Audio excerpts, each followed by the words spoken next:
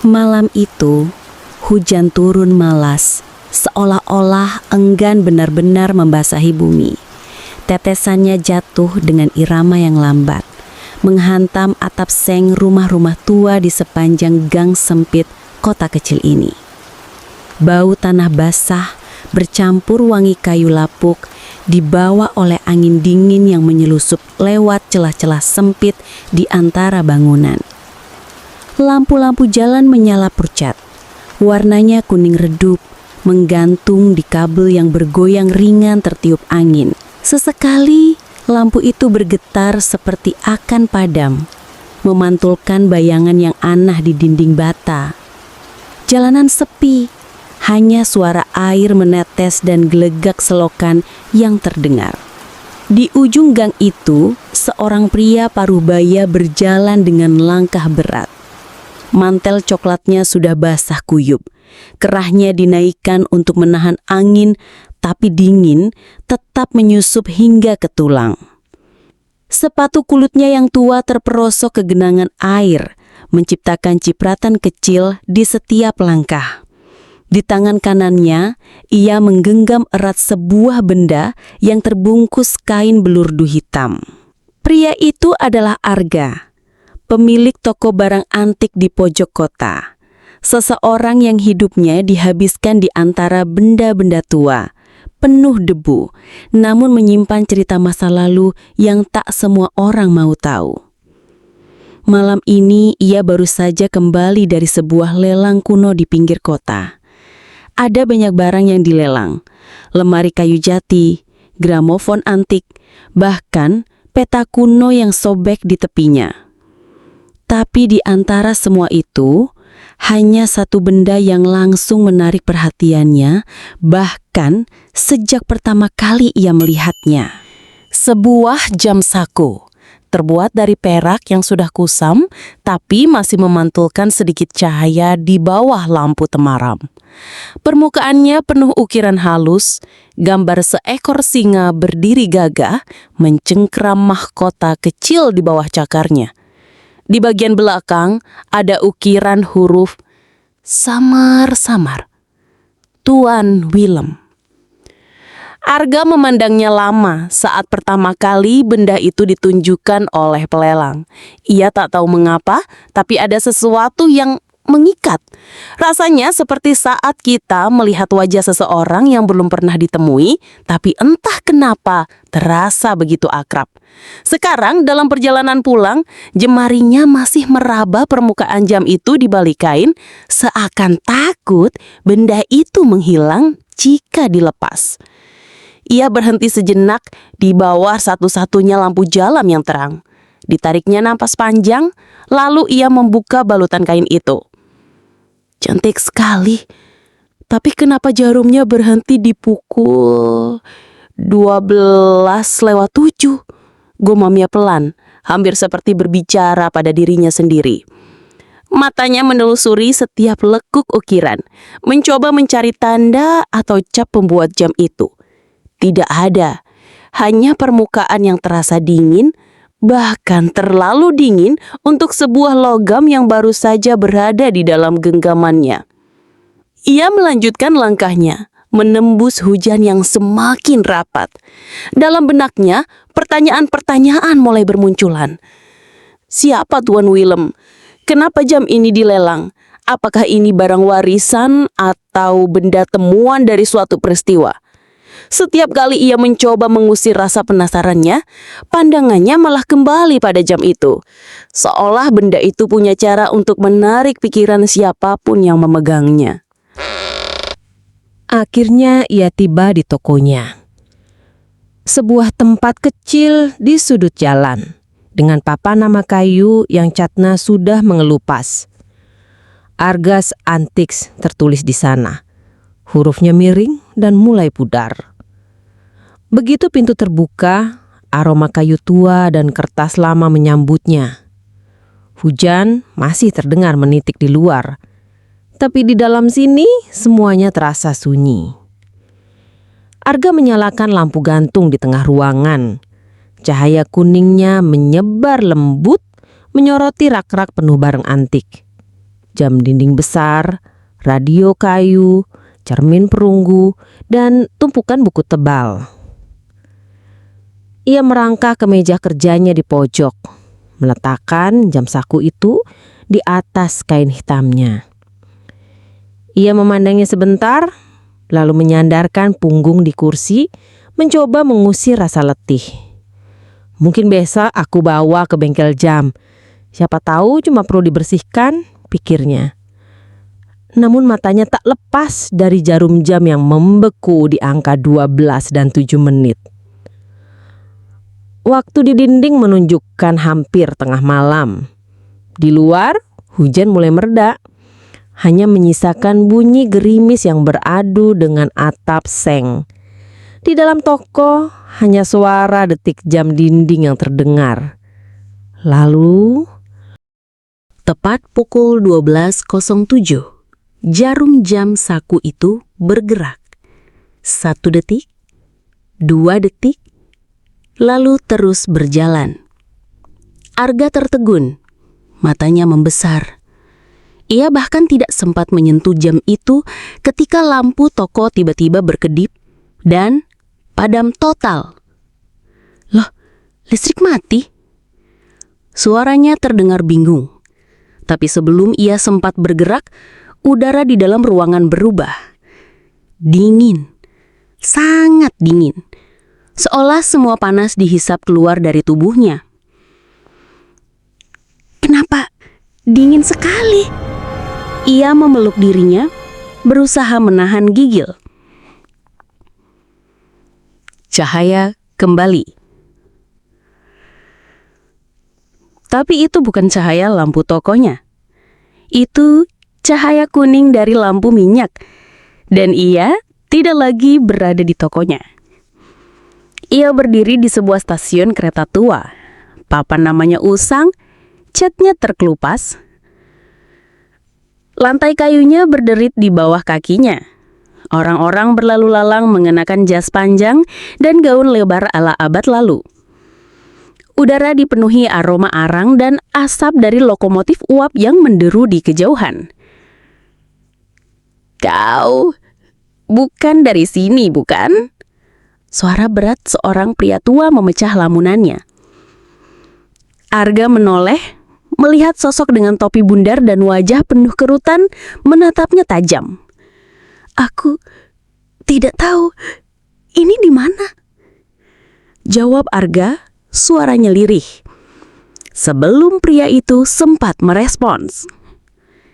Cahaya itu menghilang dan Arga kembali berdiri di tokonya. Nafasnya memburu, keringat dingin membasahi pelipisnya. Arga berdiri terpaku di tengah tokonya. Nafasnya masih berat, seolah baru saja berlari jauh. Tangannya gemetar saat menatap jam saku yang kini tergeletak di atas meja. Jarumnya kembali berhenti di pukul 12:07 menit. Sama seperti sebelumnya. Barusan apa yang terjadi? Itu bukan mimpi, terlalu nyata untuk sebuah mimpi. Pikirnya sambil memegang kepalanya yang terasa berat. Matanya kembali menatap jam itu. Permukaannya tetap dingin, bahkan lebih dingin dari sebelumnya. Ia mengangkatnya perlahan, menatap jarum dan ukirannya. Setiap detail terasa hidup, seolah benda itu bukan sekedar logam, melainkan sesuatu yang menyimpan denyut waktu sendiri. Ia teringat kembali wajah pria tua di stasiun tadi. Sorot matanya tajam, tapi ada sesuatu di balik tatapan itu. Seakan pria itu tahu siapa Arga, atau setidaknya mengerti bahwa Arga bukan bagian dari dunia mereka. Apa aku barusan kembali ke masa lalu? Gumamnya pelan. Pertanyaan itu membuat bulu kuduknya meremang. Sebagai kolektor barang antik, ia sudah mendengar banyak cerita aneh tentang benda-benda tua. Kursi yang berpindah tempat sendiri, cermin yang mematulkan wajah asing, kotak musik yang berbunyi di tengah malam. Tapi sebuah jam saku yang bisa membawanya ke tempat lain, itu melampaui semua yang pernah ia bayangkan. Ia duduk perlahan di kursinya, mencoba menenangkan diri. Hujan di luar semakin reda, hanya meninggalkan sisa-sisa gerimis. Ia memejamkan mata, mendengarkan detik jam dinding yang berjalan konsisten, mencoba membedakan antara kenyataan dan ilusi. Tiba-tiba, suara kunci berputar dari pintu depan membuatnya terkejut. Pintu terbuka dan sosok perempuan setengah baya masuk sambil membawa termos kecil. "Pak Arga, saya bawain wedang jahe biar nggak masuk angin. Tadi saya lihat Bapak pulang kehujanan," kata Bu Ratna sambil tersenyum hangat. Namanya Bu Ratna, pemilik warung di sebelah tokonya yang sesekali suka mengantarkan minuman hangat malam-malam begini. "Ah, Bu Ratna, terima kasih. Pas banget, saya memang butuh sesuatu yang hangat," jawab Arga berusaha menyembunyikan kegugupannya. Bu Ratna meletakkan termos di meja, tapi matanya langsung tertuju pada jam saku itu. "Wah, jamnya cantik sekali, Pak. Dari mana?" tanyanya sambil mencondongkan badan. Arga menelan ludah. Ini dari lelang barang antik tadi sore," jawabnya singkat. Bu Ratna mengangguk pelan, lalu alisnya mengerut. "Jam ini mirip sekali sama yang dulu dipunya Pak Willem loh, orang Belanda yang tinggal di sini. Sebelum kejadian itu," ucapnya dengan nada ragu. Arga langsung fokus. "Kejadian? Maksudnya apa, Bu?" Bu Ratna terdiam sejenak, seolah menimbang-nimbang apakah ia sebaiknya bercerita. Dulu, sekitar tahun, mungkin 50 tahun yang lalu, ada orang Belanda namanya Tuan Willem. Dia tinggal di rumah besar di ujung kota, dekat rel kereta tua. Katanya dia itu kolektor barang mewah, suka bepergian ke luar negeri. Tapi suatu malam, dia hilang begitu saja. Tidak ada yang tahu kemana perginya. Yang tersisa hanyalah jam sakunya yang ditemukan di stasiun tepat pukul 12:07. Sejak itu, katanya, jam itu berpindah-pindah pemilik, selalu ditemukan di tempat yang aneh. Dan katanya, setiap pemiliknya selalu mengalami hal yang sulit dijelaskan. Arga diam, membiarkan kata-kata Bu Ratna menggantung di udara. Monolog batinnya berputar cepat. Stasiun, pukul 12:07. Pria tua itu, ini bukan kebetulan. "Pak Arga?" panggil Bu Ratna pelan. Arga tersentak, kembali ke kenyataan. Iya Bu, terima kasih ceritanya. Saya akan hati-hati," jawabnya singkat. Bu Ratna berpamitan dan menutup pintu. Arga kembali sendirian di dalam toko, hanya ditemani jam saku yang kini terasa semakin berat di tangannya. Ia menatap jarum jam yang beku. Lalu sebuah pikiran gila melintas. Kalau aku memutar jarum ini, apa yang akan terjadi? Jemarinya bergerak pelan menuju knop kecil di bagian atas jam. Saat ia memutarnya, dingin itu datang lagi. Pandangannya mulai kabur, lalu berubah menjadi cahaya kuning yang sama seperti sebelumnya. Ia kembali berdiri di stasiun tua itu. Kali ini, suasananya lebih ramai. Suara peluit kereta terdengar nyaring, dan ia bisa merasakan lantai kayu bergetar di bawah kakinya.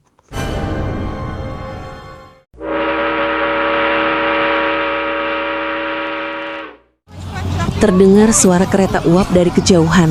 Langkah orang di peron kayu berderit setiap kali seseorang melangkah. Percakapan samar dalam bahasa Belanda dan Jawa lama. Udara di stasiun itu terasa berat, bercampur aroma asap batu bara dan kayu basah. Arga berdiri kaku, matanya menyapu sekeliling. Lampu-lampu gantung bergoyang lembut tertiup angin malam. Lantai peron dari papan kayu berderit setiap kali seseorang melangkah. Ini benar-benar bukan dunia yang tadi. Lihat pakaian mereka, semua seperti dari film sejarah. Batinnya mencoba menelan kenyataan. Pria-pria berjas panjang dan topi bundar berjalan cepat. Wanita-wanita berkebaya dengan selendang sutra melangkah anggun sambil membawa keranjang rotan. Anak-anak berlari kecil tertawa lalu berhenti saat mendengar peluit konduktor. Terdengar peluit kereta nyaring, lalu suara kereta uap mendekat. Sebuah kereta hitam besar memasuki stasiun. Roda besinya mengeluarkan bunyi berdecit. Asap putih mengepul dari cerobongnya, menyelimuti sebagian peron. Arga menahan napas, takut gerakannya menarik perhatian. Namun dari sela kabut asap, ia melihatnya, pria tua yang sama seperti sebelumnya. Mantel panjang, topi fedora, tongkat kayu. Langkahnya perlahan, tapi matanya menatap langsung ke arah Arga. Tidak sekedar menatap, tatapan itu menembus, seakan membaca seluruh isi pikirannya. Arga mencoba berpura-pura melihat ke arah lain, tapi suaranya terdengar jelas. "Waktu tidak selalu berjalan lurus, anak muda." Arga membeku. Kata-kata itu terasa seperti bisikan yang hanya bisa ia dengarnya meski pria itu berdiri cukup jauh. Ia menoleh, tapi pria itu sudah menghilang di antara kerumunan. "Tidak mungkin, dia bicara langsung kepadaku," pikirnya panik. Ia memutuskan mengikuti arah pria tua itu pergi. Kakinya melangkah cepat melewati penjual rokok kretek, seorang petugas stasiun yang sedang memeriksa karcis, dan sekelompok tentara KNIL yang duduk di bangku kayu. Setiap langkah membuat papan kayu peron berderit, seolah mengingatkan bahwa ia adalah orang asing di sini. Denting halus logam, jam saku di tangannya bergetar pelan. Ia menunduk. Jam saku itu, yang tadi ia pegang erat, kini terbuka sendiri. Jarumnya bergerak cepat, lalu berhenti di pukul 12.09. 2 menit sejak kedatangannya. Arga merasakan hawa dingin merayap ke tulang. Tiba-tiba, sebuah suara wanita memanggil pelan. "Tuan, Anda menjatuhkan ini." Arga menoleh. Seorang perempuan muda berdiri di dekat tiang lampu peron, memegang sebuah amplop coklat kecil. Pakaiannya sederhana tapi rapi. Rambutnya digelung dan matanya teduh, tapi penuh kehati-hatian. Arga menerima amplop itu. "Ini bukan milik saya," ujarnya bingung. Perempuan itu tersenyum samar. "Saya hanya menyampaikan titipan. Katanya Anda akan membutuhkannya." "Siapa yang menitipkan?" tanya Arga cepat. Perempuan itu menunduk sedikit. Seorang pria tua berjas panjang. Dia bilang waktunya hampir habis. Arga langsung menoleh ke sekitar, mencari sosok pria tua itu. Tapi yang terlihat hanya kerumunan yang semakin ramai. Ia membuka amplop itu dengan tangan gemetar. Di dalamnya ada secari kertas berisi tulisan tangan rapi. "Rel ke barat, rumah di ujung, jam akan membawamu pulang jika kau berani." Arga menatap tulisan itu berkali-kali. Rumah di ujung, pulang? Apa maksudnya? Peluit panjang kereta, pintu gerbong terbuka. Kereta di peron mulai menurunkan penumpang. Dari salah satu gerbong, seorang lelaki berperawakan tinggi turun, membawa koper hitam besar. Wajahnya tegas, matanya awas, dan entah mengapa, tatapannya juga berhenti pada Arga. Lelaki itu tampak terkejut, lalu berjalan cepat menjauh. "Kenapa semua orang di sini seolah sudah mengenaliku?" pikir Arga sambil meremas amplop itu. Jam sakunya bergetar lagi, kali ini lebih kuat.